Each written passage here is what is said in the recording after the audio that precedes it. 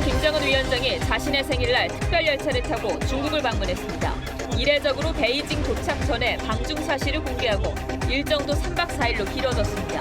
김 위원장의 네 번째 방중은 어떤 의미가 있는지 분석합니다.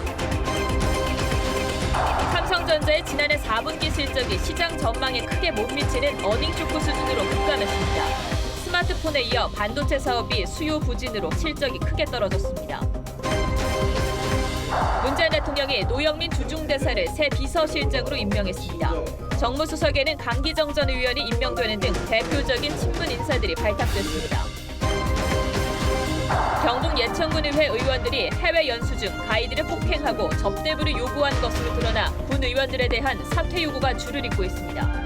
현지 가이드님께 진심으로 사죄의 말씀을 드리면서 용서를 구합니다. 경찰은 수사에 착수했습니다.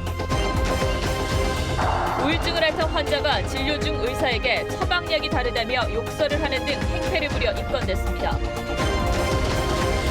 중앙부처가 세종시로 이전한 지 7년이 지났지만 여전히 세종 기피 현상이 나타나고 있습니다. 세종시 이전을 앞둔 정부 부처 두 곳에서 100명이 넘는 직원들이 전출 신청을 했습니다.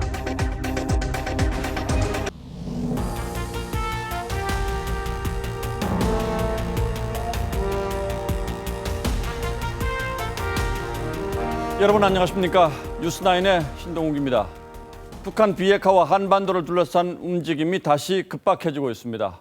김정은 위원장이 오늘 베이징에 도착해 곧장 시진핑 주석을 만났고 미국에서는 2차 미북 정상회담을 준비하는 움직임이 속속 포착되고 있습니다.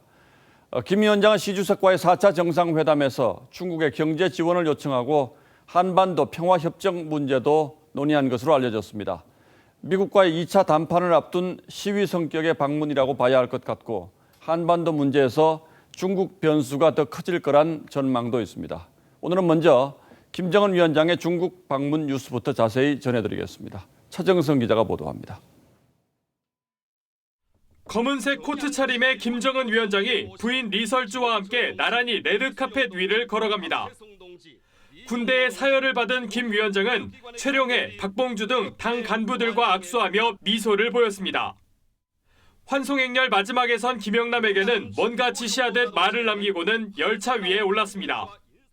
경야는 최고 용도자 동지를 역에서 당과 정부 무력기관의 간부들이 뜨겁게 환송했습니다. 조선중앙TV는 중국 시진핑 주석의 초청으로 김정은이 7일부터 10일까지 중국을 방문한다고 전했습니다. 김 위원장을 태운 특별 열차는 밤사이 국경을 통과했고 새벽 선양을 경유한 뒤 정오쯤 베이징에 닿았습니다. 생일날 베이징역에서 환대를 받은 김 위원장은 사이드카 수십 대의 호의를 받으며 귀빈들이 머무는 숙소 조어대로 향했습니다. 김정은 위원장은 시진핑 주석과 네 번째 정상회담에서 2차 북미 정상회담 대응책을 논의하고 중국까지 참여하는 평화협정 추진 방안을 협의할 것으로 전해집니다. 시진핑 중국 수석과 김정은 간의 평화협정에 관한 대화가 오고 갈 것으로 지금 국정원은 예측하고 있습니다. 청와대는 이번 방중이 2차 미북 정상회담의 디딤돌이 되기를 희망한다고 논평했습니다. TV조선 차정승입니다. 자, 그럼 이번에는 이번 중국 방문에 누가 따라가고 또 누가 남았는지 살펴보겠습니다. 김정은 위원장이 떠난 평양에는 2인자 최룡해가 남았습니다. 1차, 3차에 이어서 이번에도 부인 리설주가 동행했고 북한 방송의 호명 순서에는 김영철이 가장 먼저 불렸습니다. 이번 방중 행사에서 읽혀지는 북한의 권력 지도는 정수양 기자가 분석했습니다. 김정은 위원장과 함께 열차에 올라탄 리설주가 환송 나온 간부들에게 손을 흔듭니다. 리설주의 중국 동행은 지난 1차와 3차 북중 정상회담에 이어 이번이 세 번째입니다. 공식 수행 명단에 없던 김여정도 북경행 열차에 탑승했습니다. 중국 현지에서 행사 지휘를 하는 모습이 목격된 것으로 전해집니다. 2인자 최룡해는 평양에 남았습니다. 미국과 비핵화 협상을 이끌고 있는 김영철, 리수용, 리용호가 과거와 마찬가지로 동행했지만 김영철이 가장 먼저 호명돼 격상된 지위를 반영했습니다.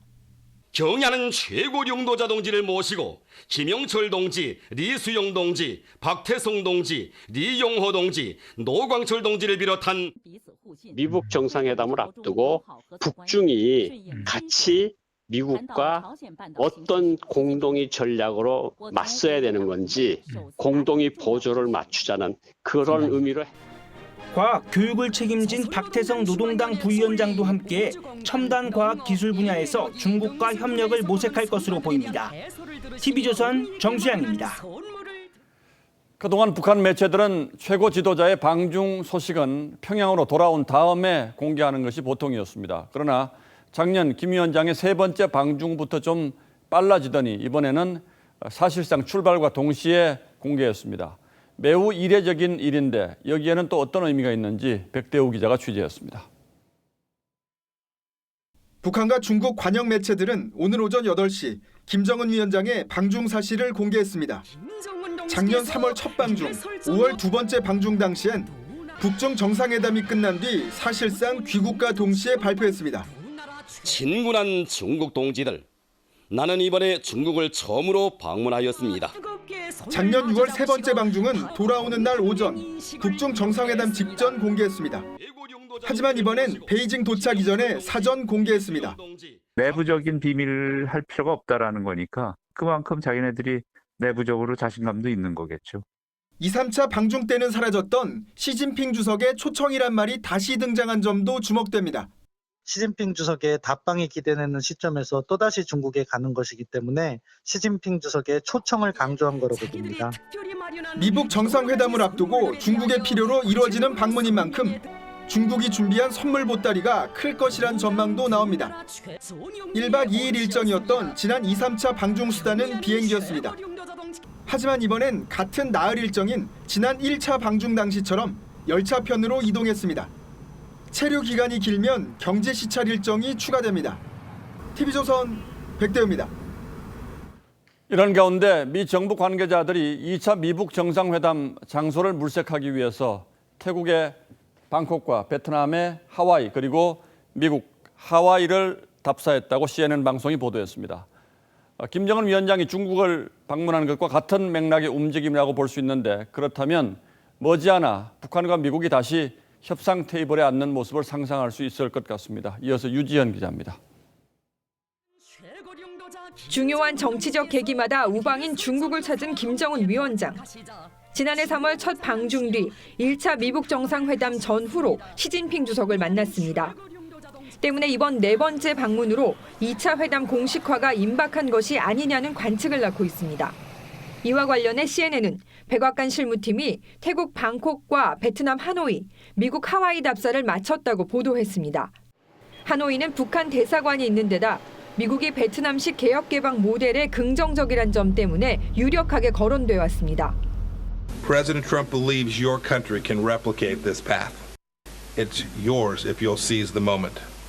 The miracle can be yours. 다만 김 위원장이 베트남 경제발전 모델을 모방하기 원치 않는다는 점이 걸림돌이 될 수 있다는 분석입니다. 북한 대사관이 있는 방콕은 1차 회담 장소인 싱가포르와 비슷한 것으로 평가됩니다. 하와이도 검토되지만 북한 유엔 대표부가 있는 뉴욕이 가능성이 높다고 조셉 윤 전 국무부 대북정책 특별대표는 분석했습니다. CNN은 회담 날짜와 장소를 정하려면 실무 논의가 필요한데 양측 당사자가 협상 테이블에서 만나는 것이 과제라고 덧붙였습니다. TV조선 유지현입니다. 예, 보신 것처럼 지금 김정은 위원장이 베이징에 가 있는데 노영민 중국 대사는 대통령 비서실장으로 임명돼서 귀국했습니다. 신임 정무수석에는 삼선의 강기정 의원 그리고 국민소통수석으로는 윤도환 전 MBC 논설위원이 발탁됐습니다. 1기 참모진보다 더 친문 색채가 강해진 2기 참모진을 앞세워 전국을 돌파하겠다는 대통령의 의지가 담긴 인사라는 평가가 있습니다. 청와대 개편의 의미는 신정훈 기자가 분석해드리겠습니다. 노영민 신임 비서실장은 삼선 의원 출신으로 초대 비서실장 물망에도 올랐던 원조 친문 인사입니다.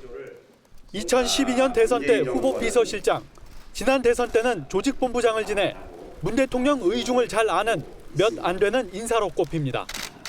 2015년 국회 산업통상자원위원장 시절엔 시집 강매 논란을 겪었습니다. 어떤 주제든 누구든 어떤 정책이든 가리지 않고 경청하겠다라는 약속을 드립니다.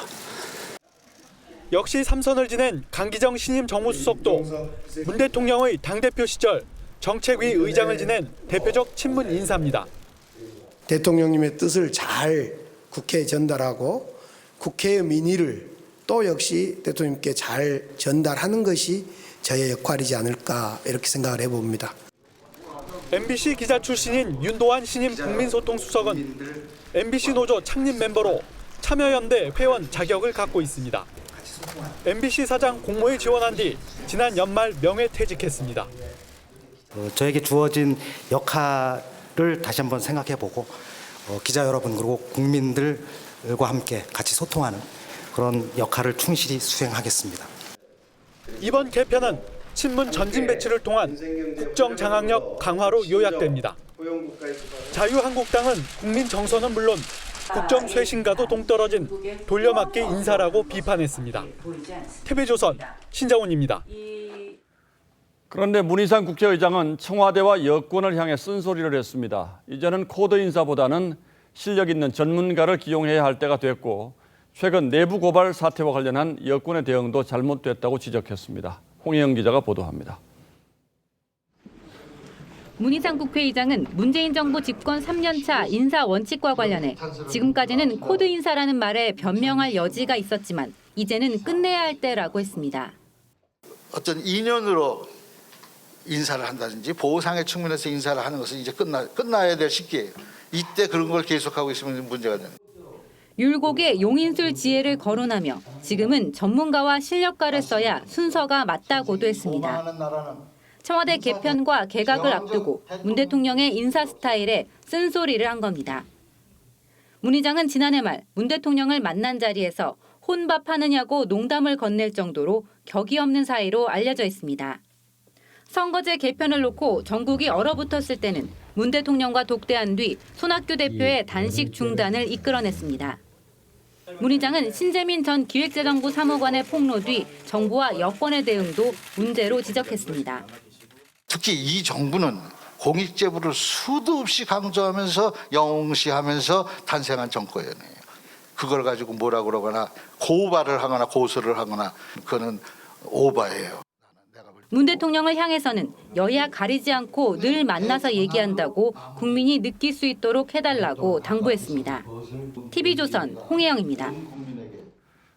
며칠 전 국방부 장관이 천안함 폭침에 대해서 이해할 부분이 있다고 말한 데 이어서 육군 참모총장의 이해하기 어려운 처신이 또 도마 위에 올랐습니다.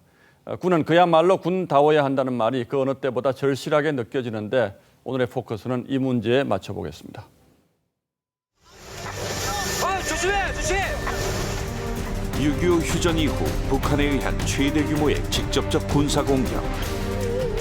천안함 용사 46명이 전사했지만 북한은 사과도 없습니다. 그런데 국방부 장관은 우리가 이해를 하면서 미래를 위해 나가야 할 부분이 있다고 했죠. 아주 너무 분하고 내가 왜 목숨을 바치면서 군대를 갔을까 되게 회의감이 느껴지더라고요. 논란이 일자 정 장관은 전우를 잊지 않겠다고 했지만 수사를 받다 안타까운 선택을 한 이재수 전 기무사령관은 현직 장성 단 한 명의 조문도 없이 잊혀져 갑니다. 현직에 있는 사람은 한 분도 안 오십니다. 군내 서열 2위 육군 제1인자인 김용우 육군 참모총장은 젊은 청와대 신입 행정관의 부름에는 직접 나가 인사 철학을 설명했습니다. 퇴역한 선배들은 말문이 턱 막힙니다. 그건 진짜. 뭐라고 표현해야 되지? 진짜 그건 잊을 수가 없는 일이야. 대단히 부적절하죠. 누가 보더라도 그게 되게 타당한 이야기가 아니잖아요. 논란은 커지고 있지만 오늘 청와대에 간 김 총장은 요즘 뉴스가 보기 싫어졌다고만 했습니다. 왜 이런 일들이 벌어지는 걸까? 일부 예비역 장성들은 안보를 정치의 코드에 맞추는 정치 군인을 경계했습니다. 지금 정치와 군이 연결돼 가지고 제 임무를 자꾸 이탈하는 이런 것은 우선 국방 안보 역량에 큰 훼손을 보지요. 또 군 인사에 정작 군 내부의 목소리가 반영되지 않아 위만 바라볼 수밖에 없다는 얘기도 나옵니다. 각 군에서는 형식적인 심사밖에 안 된다고. 이거는 정치 군인을 만드는 거예요. 자기 군에 충성을 안 해요. 가장 큰 요인이 그 인사권을 청와대가 거의 갖고 있다 보니까 그렇게 되지 않았나. 군을 떠난 선배들도 시름이 큽니다. 왜 그 인사에 그 직접적으로 그렇게 많이 관여하느냐 이게 큰 문제거든요. 육군의 모습이 초라해진 것을 정말 실감했습니다. 와야 되지. 군대 조직이 전부 다 이게 청와대만 쳐다볼 거 아니야. 나라 지키는 일은 후배들 몫이지만 현역 후배들 연관 장교들이 그렇게 이야기하더라고요. 요즘 열심히 일할 게 아니고 줄만 잘 타면은 열심히 일할 게 아니다. 참 오싹합니다. 군인이 열심히 할 일이란 목숨 바쳐 나라를 지키는 일인데 말입니다. 뉴스나인 포커스였습니다. 예, 다음 뉴스입니다. 삼성전자의 지난해 4분기 영업이익이 어닝 쇼크 수준으로 급락했습니다. 무엇보다 반도체 경기 하강의 신호가 실적으로 분명하게 드러났고 스마트폰에서도 3년 만에 최악의 실적을 기록했습니다. LG전자 역시 4분기 영업이익이 1년 전보다 무려 80%나 줄었습니다. 정준영 기자가 보도합니다. 삼성전자의 지난해 4분기 영업이익은 10조 8천억 원입니다. 지난해 같은 기간보다 29%나 줄었습니다. 시장 전망치는 13조 원 이상이었지만 이를 크게 밑돌아 실적 쇼크라는 평가가 나옵니다. 직전 분기보단 반도체 부문에서만 영업이익이 5조 원 넘게 줄어든 것으로 추정됩니다. D램 반도체 가격이 4분기에만 10% 이상 빠진 데다 주문량 자체도 크게 줄었기 때문입니다. 스마트폰에서도 삼성전자는 3년여 만에 최악의 실적을 낸 것으로 분석됩니다. 지난해 사상 처음 기대됐던 연간 영업이익 60조 원 돌파도 무산됐습니다. LG전자 역시 참담한 실적을 발표했습니다. 영업이익이 753억 원으로 지난해보다 80%나 줄었습니다. 직전 분기에 비해선 10분의 1 토막 수준입니다. 스마트폰이 15분기 연속 적자에 늪에서 벗어나지 못했습니다. 대외적인 여건과 산업적인 여건의 개선이 될 때까지는 현재 상황이 계속 유지될 거라고 이렇게 보이시는 것이 스마트폰 시장에서 중국의 추격이 더 거세지는 데다 반도체 가격 하락세까지 이어지면서 우리나라 양대 IT 기업의 고민이 깊어지고 있습니다. TV조선 정준영입니다. 예, 보신 것처럼 극심한 내수 부진 속에서 그나마 우리 경제를 떠받쳐오던 수출에도 이제 빨간불이 선명해졌습니다. 무엇보다 전체 수출의 20%를 담당하는 반도체 수출이 내림세로 돌아선 게 치명적이죠. 하지만 이게 끝이 아니라 시작이라는 우울한 전망이 나오고 있습니다. 임유진 기자입니다. 수출액에서 수입액을 뺀 상품 수지는 지난해 11월 79억 7천만 달러를 기록했습니다. 9달 만에 최소 흑자폭입니다. 반도체 수출액은 지난해 하반기부터 점차 줄기 시작해 지난달엔 급기야 27개월 만에 전년 대비 마이너스로 돌아섰습니다. 삼성전자가 오늘 예상보다 저조한 실적을 발표한 것도 반도체 부진의 탓이 큽니다. 수년째 호황이던 석유화학 수출도 침체되기 시작했습니다. 반도체 및 석유 제품 등 주력 품목의 단가 둔화, 세계 교역량 둔화. 문제는 수출 둔화가 이제 시작에 불과하다는 겁니다. 이른바 중국발 애플 쇼크는 애플의 부품을 납품하는 삼성전자, SK하이닉스, LG디스플레이, LG이노텍 등 국내 기업들 실적을 줄줄이 끌어내릴 전망입니다. 자동차 수출 부진이 지속되는 데다 다음 달 EU의 세이프가드 발동으로 철강업계에도 빨간불이 들어왔습니다. 경제 성장을 회복하기 위한 성장 동력을 발굴하고 이를 육성해내기 위한 기업의 전반적인 환경을 개선하는 것 역시 필요한데 대기업 수출 전선마저 흔들리면서 우리 경제에 들이운 먹구름이 점점 짙어지고 있습니다. TV조선 임유진입니다. 국민은행 노동조합이 오늘 19년 만에 총파업에 들어가면서 전국 600여 곳 국민은행 영업점에서 업무 차질이 빚어졌습니다. 하지만 문을 닫은 곳은 없었고 파업 사실이 미리 알려졌기 때문인지 큰 혼란도 빚어지지 않았습니다. 노조 측은 합의가 이루어지지 않을 경우 이달 말 2차 파업을 예고했지만 파업에 대한 시민들의 반응은 싸늘합니다. 최윤정 기자가 취재했습니다. 노사 간 밤샘 협상은 결국 결렬됐습니다. 오늘 하루 국민은행 노조는 19년 만에 총파업을 했습니다.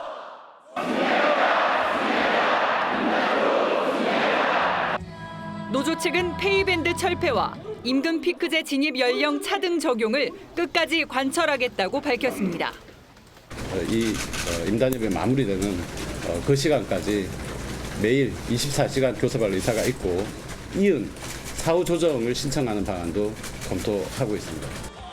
전체 직원 16,000여 명 중 노조 추산 9,000여 명, 사측 추산 5,500여 명이 파업에 참여했습니다. 은행은 1,050여 개 전 지점 영업을 목표로 비상체제를 가동했습니다. 은행 측은 오늘 하루 영업점에 본사 직원을 임시 배치하고 창구와 ATM 수수료도 면제했습니다. 거점 점포 400여 곳을 제외한 지점에선 업무가 제한되기도 했습니다. 대출 업무가 오늘은 안 돼요. 정상적인 업무는 내일부터 다시. 시민들의 반응은 싸늘했습니다. 이런 파업이 일어나면은 서민들 이 생활에 굉장히 불편함이 있으니까 왜 사전에 조율이 안 됐을까 굉장히 좀 아쉬운 면이 있고요. 온라인에는 노조원을 해고하라거나 무책임하다는 비난 글도 쏟아졌습니다. 노조 측은 이달 30일부터 다음 달 1일까지 2차 파업도 예고한 상태입니다. 국민은행은 일단 내일부터 정상 영업을 재개한다는 방침입니다. TV조선 최윤정입니다. 쇼트트랙 국가대표 심석희 선수가 조재범 전 대표팀 코치에게 폭행에 이어 성폭행도 당했다며 경찰에 추가로 고소장을 제출한 사실이 드러났습니다. 고등학생 때부터 4년간 성폭행을 당했다고 주장했습니다. 조재범 전 코치는 혐의를 전면 부인한 것으로 알려졌습니다. 장영욱 기자입니다. 심석희 선수는 지난달 17일 조재범 전 대표팀 코치를 경찰에 추가 고소했습니다. 심석희 선수는 조재범 전 코치에게 성폭행을 당했다고 주장했습니다. 심 선수는 고소장에서 조 전 코치의 성폭행이 고등학교 2학년 때부터 시작됐다고 밝혔습니다. 조 전 코치의 성폭행은 4년 동안 이어졌고 평창 올림픽을 앞두고 훈련하면서도 성폭행을 당했다고 주장했습니다. 변호인은 심석희 선수가 유사한 일이 또 일어나지 않기를 바라며 용기를 냈다고 설명했습니다. 그 성폭행이 정말로 이루어진 겁니까? 법적인 성폭행이? 예. 1회 이상 그런 행위가 있었다는 거죠? 4년 넘게, 예. 조재범 전 코치는 심석희 선수가 초등학생일 때부터 지도해왔습니다. 조 전 코치는 심석희 선수의 주장에 대해 전혀 말이 안 된다며 변호인을 통해 성폭행 혐의를 전면 부인한 것으로 알려졌습니다. TV조선 장용욱입니다. 고 임세원 교수가 환자가 휘두른 흉기에 숨지는 비극이 발생한 지 열흘이 채 안 됐는데 진료를 하다 의사가 환자에게 봉변을 당하는 일이 며칠 새 또 잇따랐습니다. 우울증을 앓던 한 환자는 처방약이 달라졌다면서 진료실에서 난동을 부렸습니다. 박건우 기자입니다. 광주의 한 종합병원입니다. 어제 낮 4시 37분쯤 환자 46살 최모 씨가 의사 60살 A 씨에게 폭언을 하고 컴퓨터를 내리쳤습니다.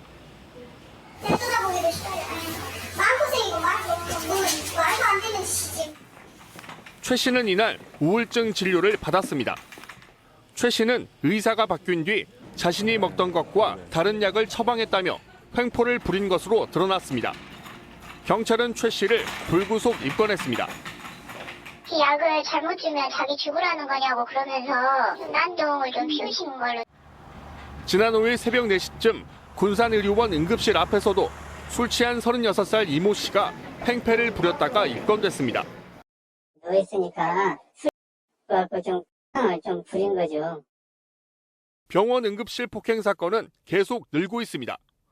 2016년 578건에서 2017년엔 893건, 지난해에는 상반기에만 582건을 기록했습니다. 게임도 가끔 하면서 지금 생각보다 그렇게 지금 현재는 괜찮아도 어떻게 수시에 제가 어떻게 할지 모르겠다. 국회는 처벌 강화와 보안 요원 배치 등을 담은 의료인 폭행방지법 일부 개정안을 심사하고 있습니다. TV조선 박건우입니다. 섬유업체 노동자 2명이 75m 높이의 굴뚝에 올라가 농성을 벌인 지 오늘로 423일째입니다. 이제는 단식까지 시작했는데요. 건강 상태가 우려돼 종교계와 의료진들이 급히 찾아가 설득을 했지만 실패했습니다. 이들의 요구사항은 직접 고용을 해달라는 건데요. 사측은 받아들일 수 없다는 강경한 입장입니다. 장윤정 기자입니다. 목동 열병합발전소 농성장에서 의료진과 종교계 인사들이 75m 높이의 굴뚝에 올랐습니다. 농성을 벌이고 있는 박준호 홍기탁 씨가 지난 6일부터 단식에 돌입했기 때문입니다. 파인텍 노동자들의 고공농성은 오늘로 423일째, 단식은 4흘차에 접어들었습니다. 굴뚝이는 바람이 강했고 박 씨 등은 얼마 전보다 더 야윈 상태였습니다. 종교계 인사들이 단식 중단을 설득했지만 이들의 의지를 꺾지는 못했습니다. 그래도 다 이겨낸 농지들이기 때문에 믿고 가시면 될 것 같습니다. 알겠습니다. 얼마나 심사숙고를 하셨겠어요? 건강 상태 역시 정상이 아닙니다. 밑에서 예상했던 것보다도 올라갔을 때 두 분의 지금 상태는 매우 안 좋고 응급한 상황입니다. 파인텍 사측은 경영상의 이유 등으로 해고 상태인 이들의 직접 고용이 불가하다는 기존 입장을 고수했습니다. 나는 회사에서 할 수 없는 부분들을 최대한 양보했는데 그게 그때 기대치만큼 결과가 좋지 않았고요. 목숨을 건 노동자들의 요구에도 원칙을 고수하겠다는 사측의 입장이 완강해 타협점을 쉽게 찾지 못하고 있습니다. TV조선 장윤정입니다. 건강보험 심사평가원이 비정규직 직원을 정규직으로 전환하는 과정에서 이해하기 힘든 일이 있었습니다. 근무 중인 계약직 직원 대신에 이미 오래전에 자발적으로 퇴사했던 직원에게 연락을 해 정규직으로 채용한 겁니다. 어떻게 된 일인지 신준명 기자가 취재했습니다. 지난해 말까지 심평원에서 일했던 29살 김민찬 씨. 새해부터 고용복지센터를 찾아 실업급여를 신청했습니다. 김 씨는 지난해 말 정규직 전환을 기대했지만 심평원은 이미 퇴사한 직원들을 불러 정규직으로 채용했습니다. 어떤 일을 했는지도 모르는 사람들을 면접도 없이 그걸 뽑았다는 자체는 좀 저도 들러리 쓴 기분? 퇴사 후 연락받은 직원도 당황스럽습니다. 이제 그만둔 저한테도 연락 온 것도 웃겼고, 제가 안 들어가면 누군가 남을 줄 알았죠. 근데 남지도 않고 다 잘렸잖아요. 이유는 정부의 가이드라인이었습니다.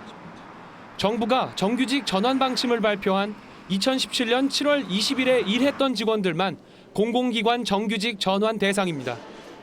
김 씨는 그 이후에 입사했기 때문에 대상자가 아닙니다. 그거에 맞춰서 저희가 따라갈 수밖에 없어요. 그런 한계가 있었다는 거는. 고용노동부는 방침 발표 이후에 퇴직으로 생긴 빈자리에 정규직을 고용했다면 이런 혼란이 없었을 것이라며 아쉬워했습니다. 정부의 정규직 전환 가이드라인. 누구에겐 기회였지만 누구에겐 장벽이었습니다. TV조선 신준명입니다. 경북 예천군 의원이 외유성 해외 연수 중에 가이드를 폭행한 일이 알려지면서 경찰이 수사에 착수했습니다. 여기에 또 다른 의원이 여성 도우미가 나오는 술집에 데려가 달라고 요구했다는 증언도 나와 파문이 더 커지고 있습니다. 군 의원 전원 사퇴하라는 목소리가 줄을 잇고 있습니다. 이신철 기자입니다. 경북 예천군 의회 앞에 의원 전원 사퇴라는 현수막이 걸렸습니다. 발단은 지난달 군의원 9명과 공무원 등 14명이 7박 10일 일정으로 떠난 해외 연수였습니다. 박종철 부의장이 일정을 문제 삼다 가이드 얼굴을 때렸습니다. 현지 경찰까지 출동했습니다. 당시 가이드는 안경을 쓴 채로 맞아 피투성이가 된 것으로 알려졌습니다. 가이드는 얼굴에서 안경 파편을 빼내는 치료를 받았다고 주장했습니다.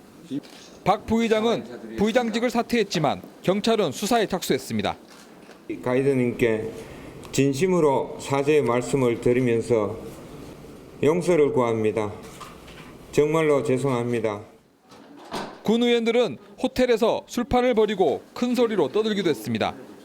가이드는 권도식 의원이 노골적인 요구도 했다고 주장했습니다. 21일부터 계속해서 여자인을 술집 데려다 달라, 또 보도를 불러달라. 근데 보도가 뭐냐고 그랬어요. 그랬더니 보도도 모르냐고. 권 의원은 조르지는 않았다고 주장합니다. 있으면 우리 일정 다 마치거든 소주 한 잔 마시게 데려다 주십시오. 더 이상 저는 물어보지도 않았고.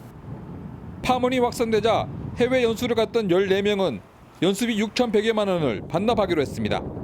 TV조선 이심철입니다. 부산의 오피스텔 18층에서 애완견 3마리가 떨어져 죽었습니다. 반려견 주인이 창밖으로 던진 건데요. 이 주인을 붙잡기 위해 경찰은 특공대까지 투입했습니다. 무슨 일이 벌어진 건지 정민진 기자가 취재했습니다. 거리 곳곳에 애완견이 쓰러져 있습니다. 3마리 모두 그 자리에서 숨을 거뒀습니다. 오늘 새벽 0시 50분쯤 부산 해운대구의 27층짜리 오피스텔에서 애완견 3마리가 떨어졌습니다. 갑자기 탁탁탁 소리 나더니 가서 보니까 누가 창문에서 개를 3마리를 던진 것 같더라고요. 경찰 조사 결과 18층에 사는 26살 A씨가 키우던 애완견이었습니다. A씨 집은 현관문이 잠겨 있었습니다. 해운대 보건소에서 나왔습니다. 경찰은 A씨가 최근 지인에게 우울증을 호소하며 극단적 선택을 암시하는 메시지를 보낸 사실을 확인했습니다. 경찰은 로프를 탄 경찰 특공대를 투입해 창문 밖을 지키고 집 아래에는 에어매트도 설치했습니다. 결국 문을 강제로 열고 들어가 A씨를 붙잡았습니다. A씨는 당시 심각한 불안 증세를 보였습니다. 내지는 우울증 증세가 있었다. 그래서 접근이 조금 힘들었는데 노크하는 과정에서 이제 비명 소리가 들렸고 그 상황을 대비를 해서 경찰은 병원에 입원한 A씨가 안정을 되찾으면 정확한 범행 동기를 조사할 예정입니다. TV조선 정민진입니다. 서울에 있는 행정안전부와 과천의 과기정보통신부가 올해 세종시로 옮겨갈 예정이죠. 그러자 소속 공무원 100여 명이 무더기로 다른 부처로의 전출을 신청했습니다. 대부분이 서울이나 수도권 근무를 희망하고 있다고 하는데 송병철 기자가 어떤 이유에서인지 취재했습니다. 정부 서울청사에 위치한 행정안전부. 그동안 업무 효율성을 이유로 서울에 남았지만 다음 달 세종시로 이사합니다. 서울청사에 있는 조직들은 2월 7일부터로 알고 있거든요. 과천에 있는 과학기술정보통신부도 8월까지 세종시로 옮깁니다. 두 부처 모두 수도권을 벗어나게 되자 소속을 바꿔달라는 전출 신청이 폭증했습니다. 지난해 기준 행안부 직원의 전출 신청은 84건, 과기부는 33건에 달합니다.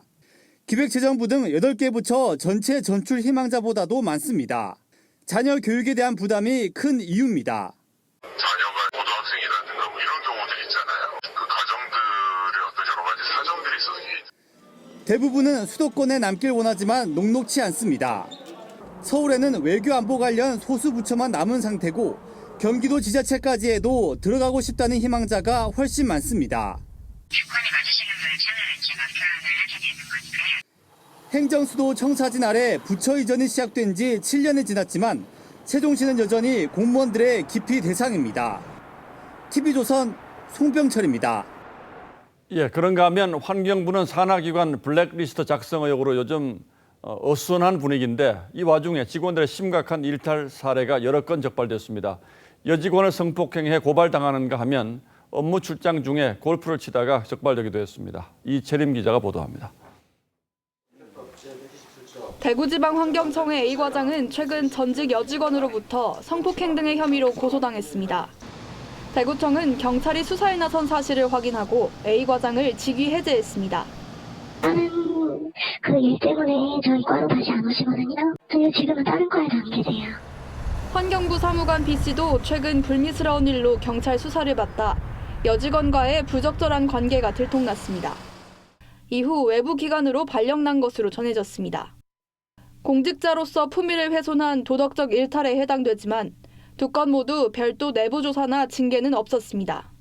수사기관에서 하고 있는 것을 우리가 할 수 있는 건 없거든요. 앞서 지난해 3월 환경부 감사실은 한 지방청 직원들이 제주도 출장을 가 휴가 중인 시청장과 골프를 친 사실을 적발했지만 주의나 견책 같은 경징계만 내렸습니다. 당시 환경부는 징계가 결정되기도 전에 시청장의 사표를 수리해 논란이 일기도 했습니다. 별다른 징계 없이 명태한 CC는 산하협회의 간부로 재취업했습니다. 사표 수리와 자동차 환경협회 재취업 과정에 환경부 고위 관계자가 개입했다는 의혹까지 나오고 있습니다. TV조선 이채림입니다. 예전에는 해외에서 접속되는 북한 사이트가 아니면 북한 선전물들을 접하기 어려웠습니다만 요즘은 사정이 좀 달라졌습니다. 북한이 유튜버와 각종 SNS를 이용해서 선전선동에 나섰기 때문인데 이게 어떤 문제가 있는지 강동원 기자와 함께 따져보겠습니다. 자, 강 기자, 보통 국내에서 북한 사이트에 접속할 수 없는 거죠. 그런데 유튜버는 다른가요? 예, 그렇습니다. 가장 대표적인 것이요. 이 조선중앙TV를 실시간으로 내보내는 이 붉은 별 TV, 그리고 조선의 오늘, 그리고 놀스코리아 투데이 채널입니다. 자, 이를 구독하는 사람들도 이 각각 만여 명에서 이 많게는 3만 명 이상에 달하고요. 그 수도 매우 빠르게 증가하고 있습니다. 자, 그런데 이런 채널들은 북한이 직접 운영하는 겁니까? 예, 그런데 이게 전문가들 얘기를 들어보면요. 이 북한에서는 개인이 유튜브를 한다는 것이 불가능에 가깝기 때문에 선전, 선동부나 통일전선부가 하는 게 아니겠냐 이렇게 이야기하는데요. 붉은별 TV의 경우는 이 조선중앙방송위원회가 운영하고 북한 정권의 지원을 받고 있는 것으로 알려지고는 있습니다. 자, 그렇다면 여기에 구독자 수가 많아지면 그 수익금이 북한 정부로 들어갈 수도 있다는 거네요? 예, 맞습니다. 실제 붉은별 TV 채널은 광고가 게재되고 있고요. 이 온라인 결제 시스템을 이용해서 후원을 받기도 하고 있습니다. 이 러시아가 개발한 것으로 알려진 온라인 결제 시스템은 은행 전산망을 거치는 게 아니어서 국제 제재를 피해서 돈 세탁에 쓰인다는 의혹이 제기되기도 했었습니다. 자, 그런데 이보다 더 큰 문제는 국내 네티즌들이 이런 게시물들을 시청하거나 퍼나르고 있다는 거가 더 큰 문제입니다. 그런데 이렇게 하는 것에 어떤 법적인 문제는 없습니까? 법적인 문제가 분명 있습니다. 이 앞서 말씀드린 조선의 오늘은 인스타그램 계정도 있는데 이 팔로워가 1,800여 명 중에 상당수가 우리 국민입니다. 예. 자, 그중에 일부는 해당 게시물이나 방송 내용을 자신의 계정에 올리기도 하는데요. 자, 이게 문제가 됩니다. 들어보시죠. 북한을 찬양하거나 공모하는 영상을 퍼나르거나 자기의 SNS에 올린다 이러면 국가보안법상 찬양 고무죄에 해당합니다. 자, 그렇다면 이런 채널에 접속할 수 없도록 아예 차단할 수는 없습니까? 사실 국내에서 유튜브 채널을 삭제하거나 이제 막는다는 것은 거의 불가능에 가깝습니다. 예. 이 채널을 없애려면 먼저 누군가가 이 국정원이나 경찰 등에 신고를 해야 합니다. 자, 그러면 해당 기관이 수사를 한 뒤에 방송통신심의위원회에 접속 차단을 요청을 하고 그 후에 방심위에서 유튜브 본사에 채널 삭제 요청 등을 하게 되는 거죠. 자, 그런데 유튜브 같은 해외 사업자는 우리 정부의 삭제 요청에 응하지 않는 경우가 많고 차단한다 하더라도 이 북한이 유튜브 주소만 바꾸면 금방 다시 영상을 올릴 수 있기 때문에 자, 이 역시 완전한 차단법이라고 할 수는 없습니다. 예, 강 기자 얘기 듣고 보니까 현재 상태로는 뭐 뾰족한 대책이 없다 이렇게 들리는데 그렇다고 하더라도 이렇게 북한의 선전물이 무분별하게 유포되는 건 막아야 되지 않을까요? 예, 강동원 기자 잘 들었습니다.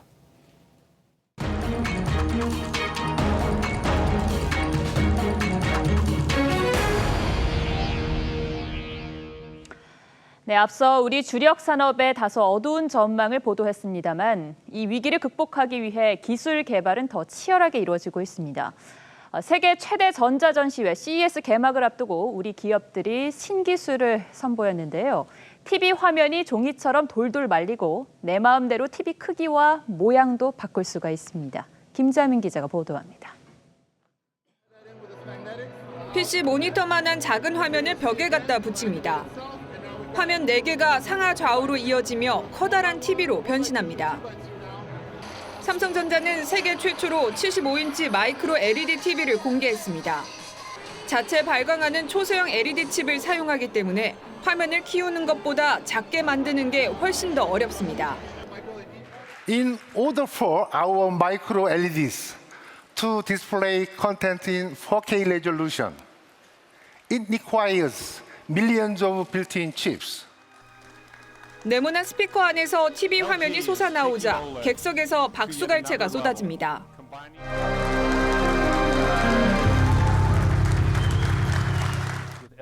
전원을 끄면 TV 화면이 돌돌 말려 스피커 속으로 다시 숨어 들어갑니다. LG전자가 세계 최초로 공개한 롤러블 OLED TV입니다. 종이처럼 휘어지는 디스플레이 기술을 이용했습니다. 굉장히 얇게 OLED를 만들어야 되고 그다음에 그 TV의 품질을 그대로 유지할 수 있는 화질 기술하고 음질 기술이 뒷받침돼야 됩니다. 중국 신생업체의 추격, 일본 전통업체의 반격이 이어지는 가운데 세계 시장 수성을 위한 국내 전자업체들의 기술 개발이 치열합니다. TV조선 김자민입니다. 네, 영화는 결말이 정해져 있는 게 당연한 거죠. 그런데 이젠 관객이 결말도 바꿀 수가 있습니다. 인물의 행동과 줄거리까지 선택할 수 있는 쌍방향 영화인데요. 첨단 기술이 더해진 덕분입니다. 박소영 기자가 알려드립니다. 상영이 시작되자 화면에 경고 메시지가 뜹니다. This is an interactive film where you make choices which alter the story. 관객이 직접 이야기의 방향을 정하는 인터랙티브 영화입니다. 블랙미러 벤더스네치에는 이야기 중간중간 시청자가 상황을 선택할 수 있도록 장치가 심겨 있습니다. 주인공이 먹을 시리얼의 종류도 시청자 선택에 따라 달라집니다. How about you decide what you want for your breakfast?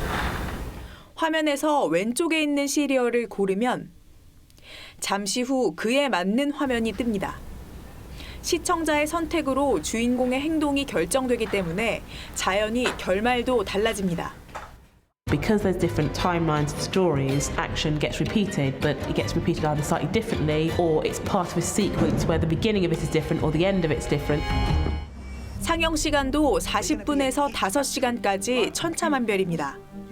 이 인터랙티브 영화가 화제가 되면서 이용자들은 구현되는 여러 가지 결과가 적힌 표를 공유하기도 합니다. 관객들의 니즈에 의한 어떤 영화의 스토리를 전개시켜간다는 다양해지는 관객들의 선택지를 미디어와 과학기술이 융합하면서 제공해준다고. 하지만 일정한 규칙에 따라 결국은 정해진 스토리로 전개된다는 기술력의 한계는 아쉬운 점으로 지적되고 있습니다.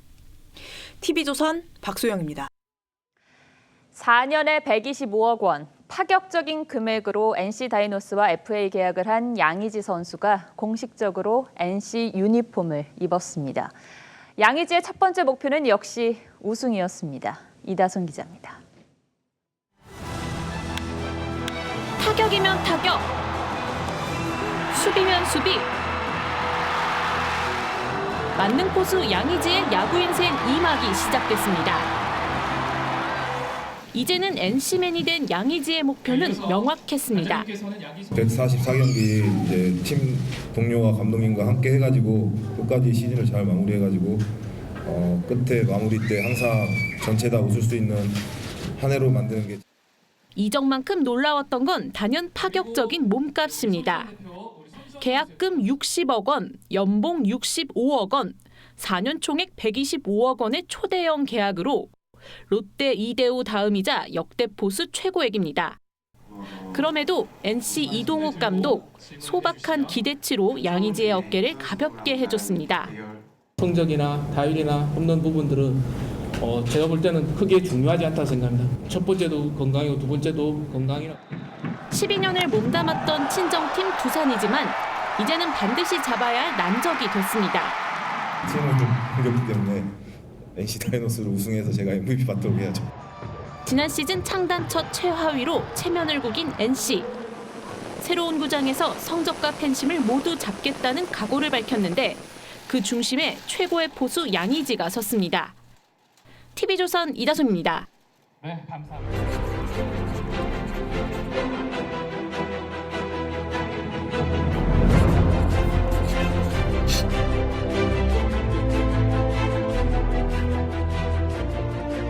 소설가 이문구가 구수한 토속으로 풀어쓴 관촌수필에는 군청 앞 다방 풍경이 나옵니다. 읍내 유지가 한껏 그드럼을 피우며 자기를 찾는 사람이냐 전화가 없었느냐고 종업원에게 묻곤 하죠. 그러더니 부군수 들어왔는지 전화를 넣어봐서 자리에 있으면 나 여기 있다고 알리라고 합니다. 냉큼 나오라는 얘기죠. 소설은 거기까지입니다만 아무리 요지가 부른다고 군청 2인자인 부군수가 쉽게 달려나오지는 않았을 겁니다. 군청 앞 다방이란 워낙 민원인이 많아서 남의 시선이 거북한 곳이기도 하고요.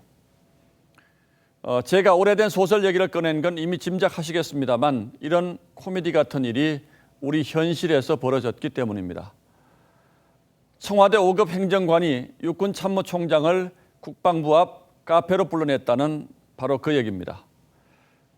육군 참모총장은 합참의장에 이어서 군서열 2위이자 50만 육군의 그야말로 대장입니다. 반면 상대는 변호사 되자마자 청와대에 들어온 34살의 행정관, 군 계급으로 치면 대령쯤 된다고 하죠. 사람 만나는데 계급을 문제 삼을 건 아닙니다만 보통 사람의 상식으로는 도무지 납득하기가 어렵습니다.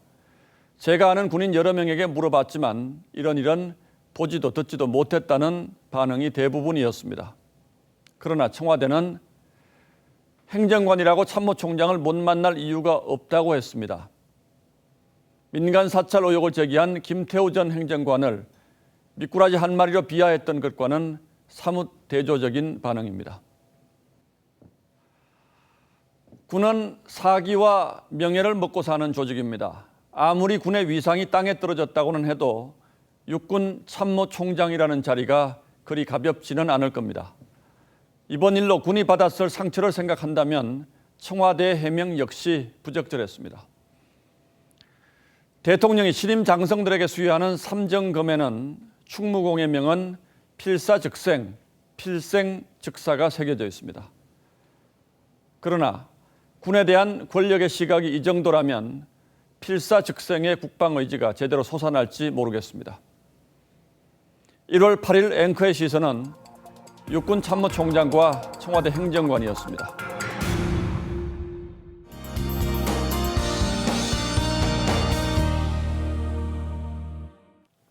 네, 요즘은 평년 기온이라고 해도 추운 날씨죠. 내일은 오늘보다 기온이 4, 5도 정도 크게 내려가는데요. 중부지방은 영하 10도 이하의 강추위가 예상됩니다. 오늘보다 출근길 옷차림 따뜻하게 하셔야겠고요. 보일러, 수도관 동파 등 각종 한파 사고 주의하셔야겠습니다. 또 한 가지 주의사항, 바로 화재인데요. 지난주부터 호남을 제외한 전 지역에 건조특보가, 동해안에는 건조경보가 이어지고 있는데요. 추위 속에 난방기 사용도 늘어나는 만큼 이 화재 위험이 높은 시기입니다. 불조심 당부드립니다. 내일도 대체로 맑겠고요. 호남 서해안과 제주는 오늘 밤사이 눈이 조금 날리겠습니다. 또 경기 북부와 강원 영서, 충청 내륙, 또 경북 북부에는 한파주의보가 내려져 있고요. 내일 아침 최저기온 서울이 영하 10도, 청주 영하 9도로 시작을 하겠습니다. 낮 최고 기온도 서울이 영하 1도에 머물겠고요. 전주 2도, 부산이 8도까지 오르겠습니다. 당분간 맑은 날씨는 계속되겠고요. 모레부터는 기온이 차차올라 주말에는 추위가 많이 풀립니다만 미세먼지 예보 유의해 주시기 바랍니다. 날씨였습니다. 화요일 뉴스9은 여기서 모두 마치겠습니다. 시청해 주셔서 고맙습니다.